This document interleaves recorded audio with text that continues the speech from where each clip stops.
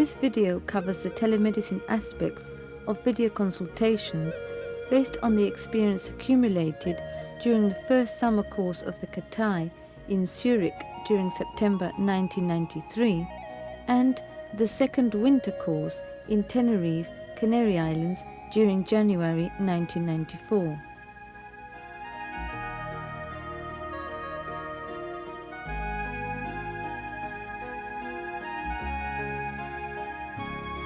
The main topic will be about analogic and ISDN phone line devices as well as broadband communications.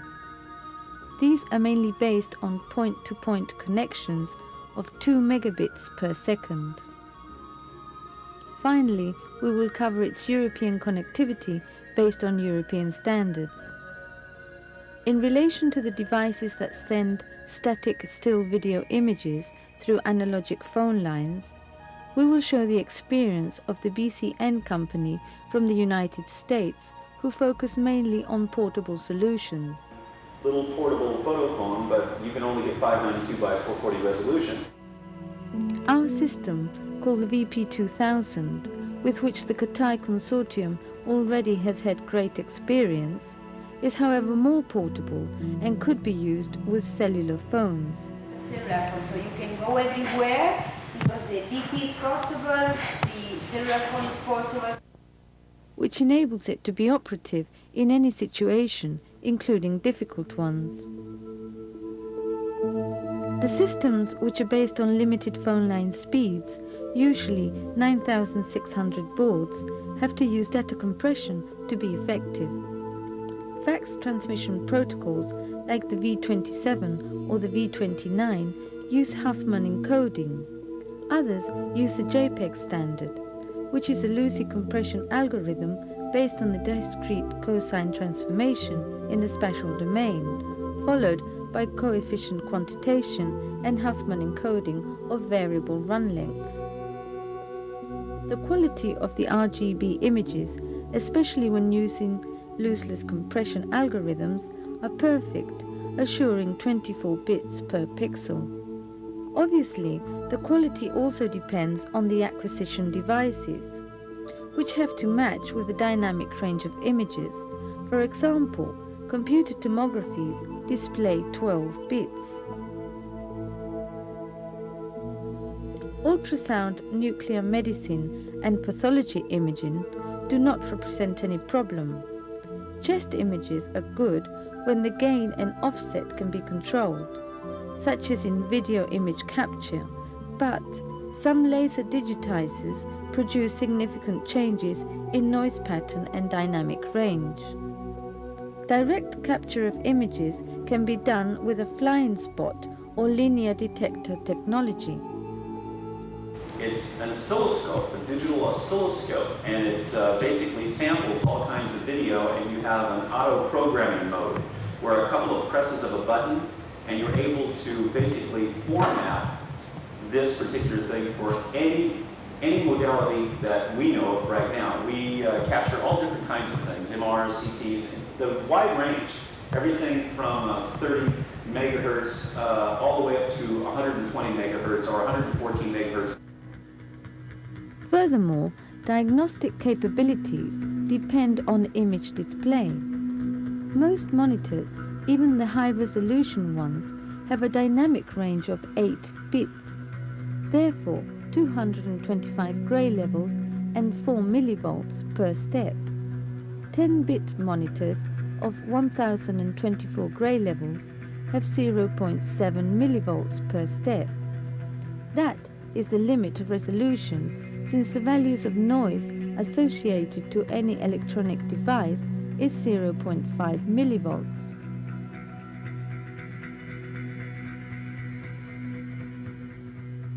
Another solution for telemedicine is to build modular systems based on PCs. Buy your own modems, buy your own monitors, buy your own PCs. Regarding modem devices, que trabaja en Hisman y que está estudiando económicas, y a Héctor Rodríguez, que trabaja en el Instituto Astrofísico de Canarias. Speeds vary according to the norms used from CCITT regulations, and could be improved with the new modems using data compression. But be sure to use standard norms in order to assure compatibility between the systems. This is a new modem that's just come out. It's manufactured by a company called Motorola. Besides using the analog phone lines of limited speed, we can use ISDN lines that have up to 30 channels of 64 kilobits. In the so-called narrowband communication systems, up to 2 channels are used. These lines allow simultaneous data and voice communication. Among the static systems, we include the video text and static video phones.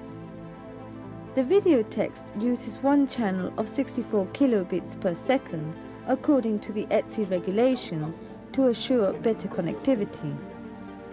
Images are compressed with JPEG and transmitted with the ETSI 300/079 standard.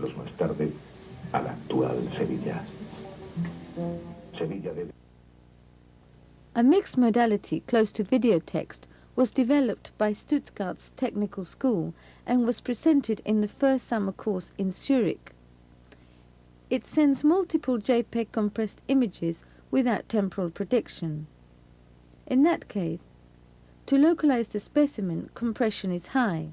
First degree of JPEG only transmitting the mean value. And now if you are taking your ISDN together, you make an optical low pass and you know where is material and where is no material. At least for just to get an impression where is material and where is no material. This is much enough. We have only very few information to transmit. These are only, I think, 3 or 4 colors, not more. To study the specimen, high-quality JPEG is used. Among the static ISDN video phones, the experience in the States is shown. We have just completed the largest ISDN teleradiology installation in the world. And they scan and they send images during the day among the hospitals. They all have ISDN, 64 kilobits per second. And then at night and on the weekends, all those hospitals send images to 14 radiologists' homes. Phone or video phone. In the narrowband moving video phones, we introduced the Norwegian Tandberg system brought by Mr. Geir Mork.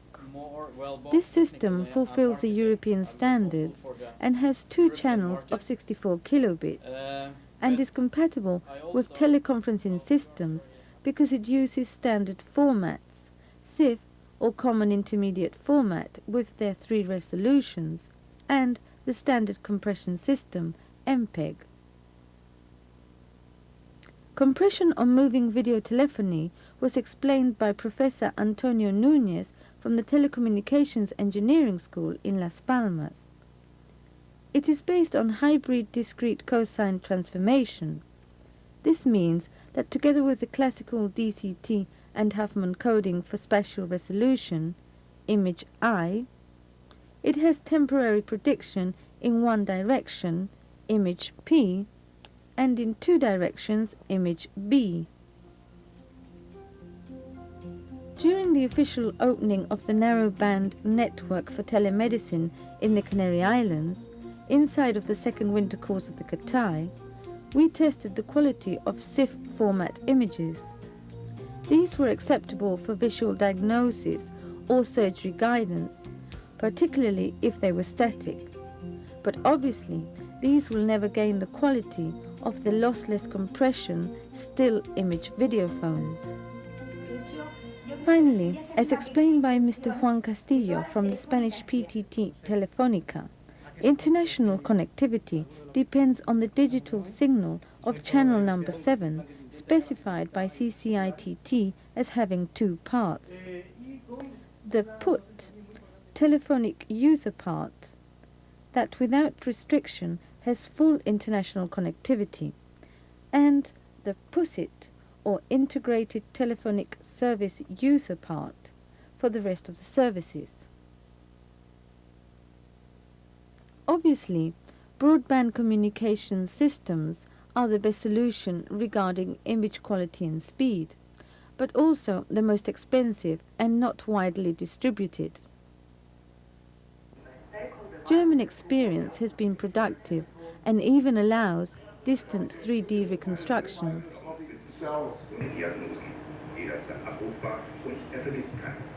Heute wird er für diesen Patienten in Karlsruhe eine Diagnose erstellen, die der Arzt dann als Grundlage für seine Entscheidung aus der Markenwand reichen dafür aus. Jetzt muss alles sehr schnell gehen, denn die Körperzellen sind nur in they must hurry because the cells are living, the cells are not staying, and they are not colored. Dem einzigen geeignete Zelle. Now, this is a situation, the online situation you see. He is controlling the Karlsruhe microscope. But in telemedicine, the most experienced people are the Norwegians. At the hospital. What we have done here is to invite one general practitioner to come to the outpatient department and have taught him to do the endoscopic ENT examination. I'll come back to the endoscopic, what that is, a little bit later. Here is a general practitioner, there is a patient. This day the patient is the owner of the studio in the remote area. Here you can see, it's not sharp, but this is the endoscope. And here, the little small one is 50 grams, it's a video camera. With a very, very good, it's a very good camera. When you go to an ENT doctor, when he was sitting with his old mirror, nobody could control, nobody could see what he was doing. Based on this system, everybody can see the same thing as the doctor sees. And that's very nice. It's nice for the patient, especially nice for the students, it's nice for the residents. I was in charge of buying the Rolls-Royce. And with those scope, you can go into every cavities. Concerning pathology, I will just go very brief. They don't have pathologists in Kirkenes or Harstad and other hospitals connected to Tromsø. So the keyboard used for controlling the microscope. Video cameras are single chip. We don't use three chip camera because we don't see any differences on the images. Heart disease. He's doing ultrasound examination, echocardiology examination. And what you see here on this monitor is the echo picture of his heart. You see it here. And that picture is transmitted down to Tromsø, where the cardiologist is sitting. Then the picture is scanned and electronically transmitted down to Tromsø. And concerning the cost benefit, last year 4,699 patients were offered X-ray examination without having their own radiologist in the hospital. This is what happened when you use telemedicine, and this is for, at least for the cost benefit and for the medical people, it's an important slide. This is one day when the general practitioner in Alta examined 17 patients. We have done the same kind of research for the dermatologists, and they had the same answers when you ask them in the same way. When you control these patients half a year later, the person wasn't that good. To summarize, the real world of telemedicine is moving towards teleconsultation, teleanalysis, teleobstetrics, telecephallogram, telecardiology. All these things exist. Teleradiology exists in the States. We are not talking about something in the air, it exists. These technological advances will improve the quality of life and healthcare, provided that we avoid expensive investments when they are not strictly needed. This golden rule will help promote their widespread use and connectivity and assure the functionality of the European telematic highway.